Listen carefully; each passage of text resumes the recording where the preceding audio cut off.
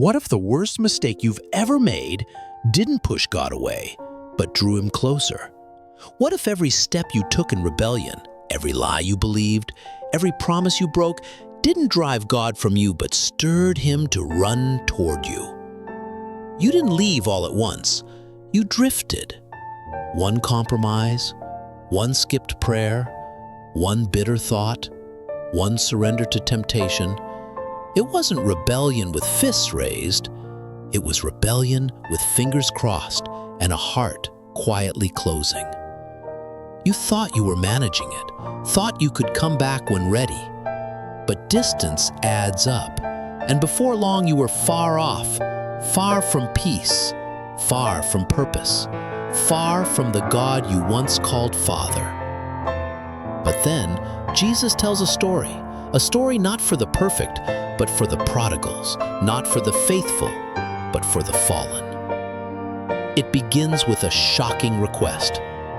Father, give me my share of the estate. To us, it sounds greedy, but to Jesus' original audience, it was unthinkable.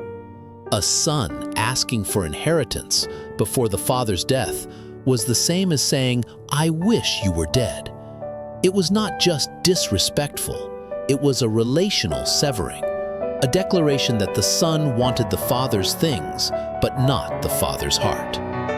Still, the father gives it, no argument, no fury, just heartbreaking consent. The son leaves, not just the house, but the relationship, not just the father, but his own identity. And for a while, it works. The far country sparkles with freedom. He buys friends, drinks joy, sleeps away shame. He dances in houses he couldn't have imagined, lives out fantasies he once only dreamed. But freedom without foundation always collapses. The money runs out, the friends vanish, the far country grows cold, and famine arrives, first in the land, then in his soul. He hires himself out to feed pigs, an unclean, humiliating job for a Jewish man. And even there, no one helps him. He stares into the slop and thinks, even my father's servants eat better than this. Then comes the whisper of grace. I will arise and go to my father.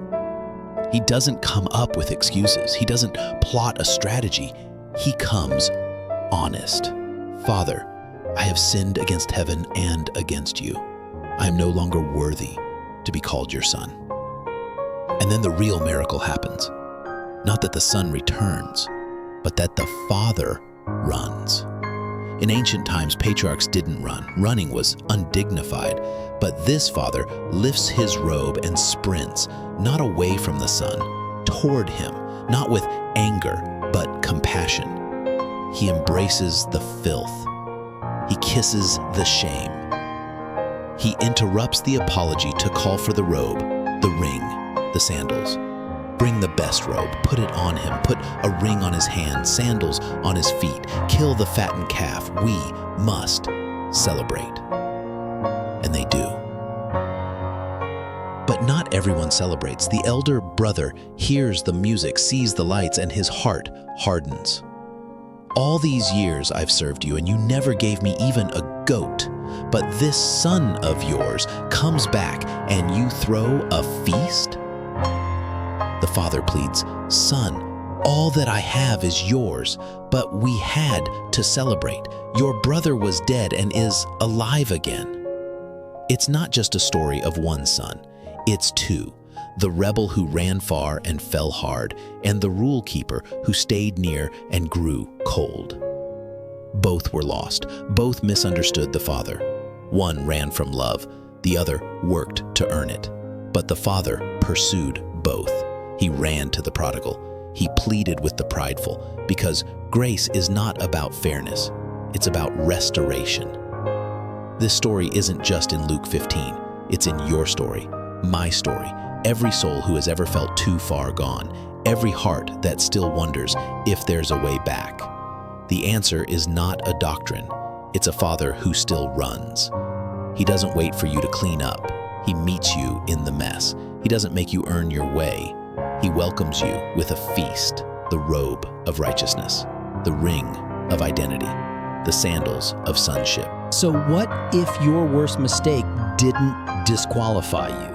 What if it became the moment that God ran faster than he ever has toward you? What if the far country wasn't the end, but the beginning of your return? What if the gate isn't locked, but wide open?